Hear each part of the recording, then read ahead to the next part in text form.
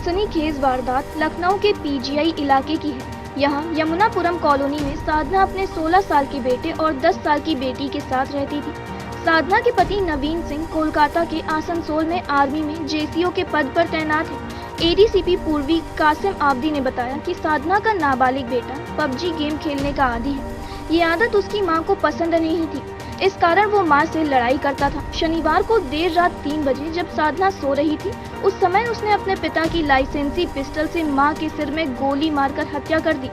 Police के मुताबिक नाबालिग ने पिस्टल में सिर्फ एक ही कारतूस लोड किया था, बाकी 3 जिंदा कारतूस बाहर थे। पुलिस के मुताबिक 16 साल के बेटे ने अपनी मां साधना की हत्या शनिवार रात 3 बजे की थी। इसके बाद अगले 2 दिनों तक वो अपनी मां के शव को छुपाता रहा। यही नहीं, दुर्गंध को हटाने के लिए वो बार बार रूम फ्रेशनर छिड़क रहा था।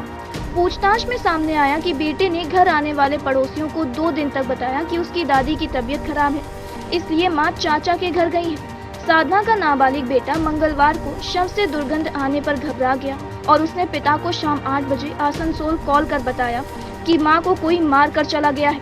हत्या की सूचना पर जब पुलिस मौके पर पहुंची तो उसने बताया कि पिछले 3 दिन से कोई शख्स उसके घर आ रहा था, उसी ने शायद हत्या की होगी।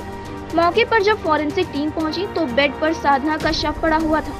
शव बुरी तरह सड़ चुका था। फॉरेंसिक टीम के मुताबिक शव इतनी हद तक सड़ गया था कि उसमें कीड़े पड़ गए थे। यही नहीं, शव के आसपास खून बिखरा पड़ा हुआ था। पूछताछ में सामने आया है कि जिस वक्त नाबालिग ने अपनी मां की हत्या की थी, उस वक्त बेडरूम में उसकी 10 साल की बहन भी सो रही थी। गोली चलने की आवाज सुनकर बहन जब उठी तो वो उसे स्टडी रूम में ले जाकर सो गया।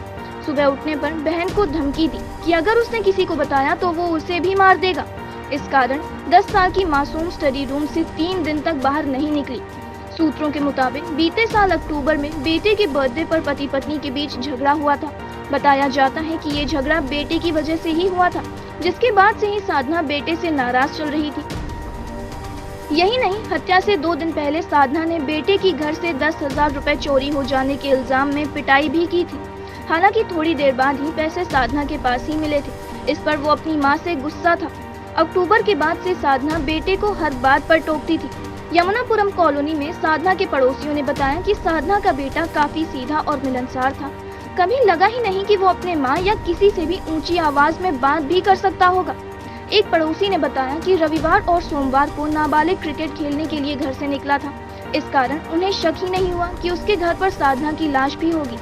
एक वक्त वो भी आया जब साधना की 10 साल की बच्ची को पीजीआई थाने की पुलिस के 3 दरोगा और 2 सिपाही थाने से घर और घर से थाने घुमाती रही।